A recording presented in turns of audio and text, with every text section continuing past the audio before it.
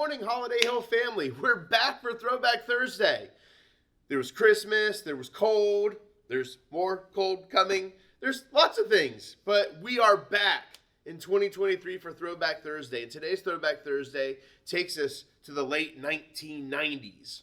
There was a group of German scientists who were trying to create digital music. They had already done audio-visual. It was a file called an MPEG, but they just want to do the audio only. But the problem was trying to get the layers of it right, the third layer, if you will. And they finally got it right and created this thing called the MP3. And once they made what they made, they realized the danger of this technology. What if it got into regular people's hands? People could just make and copy digitized music and trade it amongst each other. So they decided to keep the technology secret. But the secret got out. This guy in Australia basically cracked the code for the MP3 and then shared it to a university computer in the United States. And from there, the wave, no pun intended, came about. The creators of the MP3 were worried about what dangers they may have wrought on the recording industry. So one of them went to the Recording Industry Association of America, the RIAA. These were the ones that owned the distribution rights. They were a lobbyist group, the conglomerate of recording artists and recording industry in the world. And they warned him about the oncoming reality of what the MP3 is going to mean to music in the recording industry.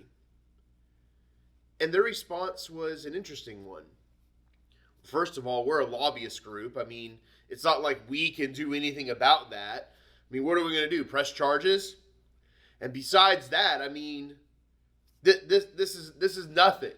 Digitized music, music on your computer, it's never going to catch on. It's compressed files. Besides, the audio quality of the CD is so much better. People aren't going to get rid of their CD players. We're making money hand over fist. We don't make mistakes. Look how rich we are. CD technology is going to go on forever. We don't need to worry about digitized music. It's funny now because we know what happened shortly thereafter. You had the rise of Napster, Kazaa. Remember those?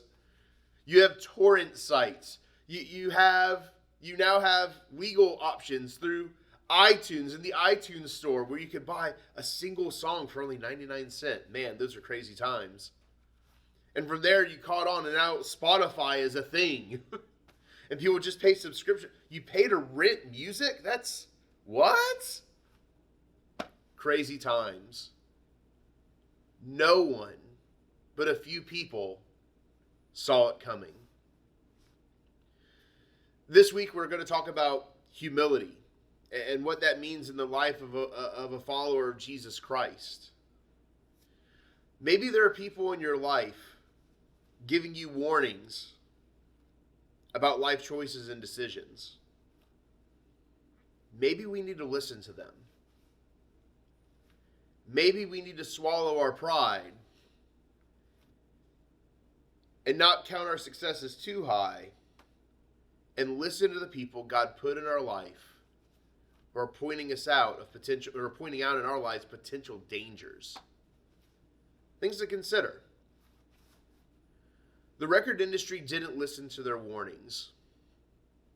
And some truly say it was the worst decision they ever made in music history.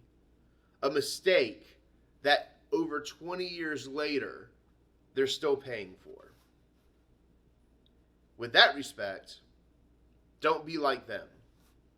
Listen to the people in your life that are telling you of potential dangers. Swallow that pride. Listen to the people who love you. Take care, and God bless.